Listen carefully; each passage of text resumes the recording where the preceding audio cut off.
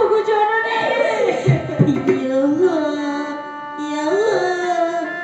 কি বাবা তুলা লঠান রে ওরে বাবা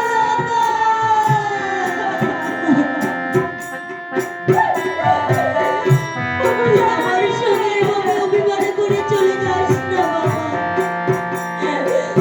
তুই এই অবাগিনী মাকে একটিবার তুই মা বলে না তোর মা যে শুধু তোর মা ডাকের কান্না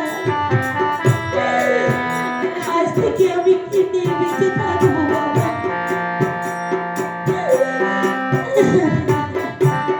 ওগো জননী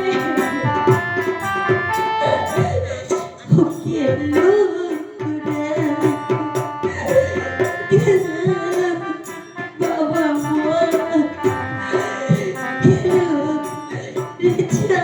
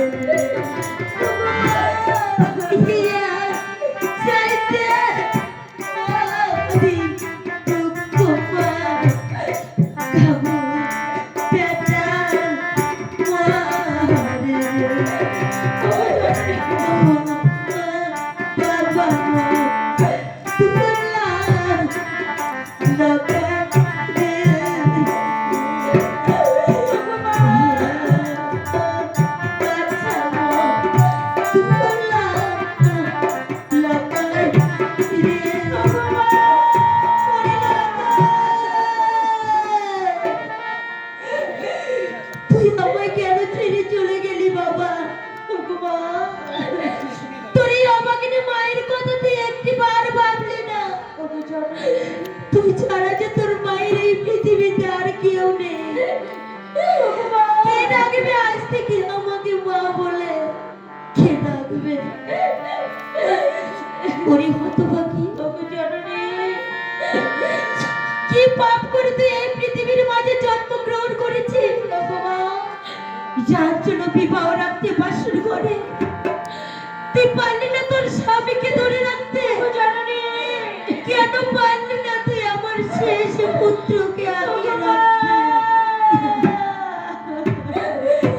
চলে এসো মধুমা, এই দুঃসংবাদটাকে তোমার শ্বশুর বাবাকে দিতে হবে। তুমি আমার সঙ্গে চলে এসো।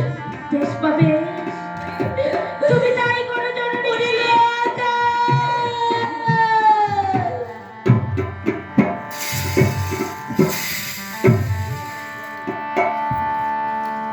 সোনারে আদেশে দিলাম সাঁতারি পর্বতে তার পুত্রকে দেখে আসবার জন্য।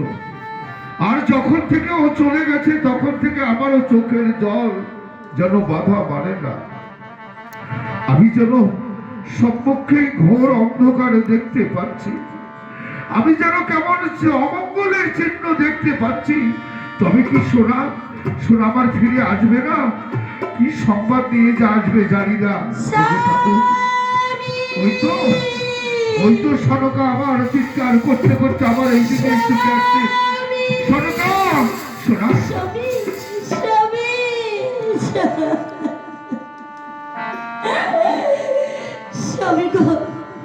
বলো। আজ আমি তোমার অনুমতি নিয়ে গিয়েছিলাম ওই সাঁওতালি পর্বতে। তারপর সেখানে গিয়ে আমি কি দেখেছি? কি দেখলে বলো? পুত্র আমার সুরক্ষিত রয়েছে তো? আমার লক্ষায়, আমার লক্ষায়, আমার লক্ষায় আমাকে ছেড়ে সকলের মায়া ত্যাগ করে সে যে বড় কালে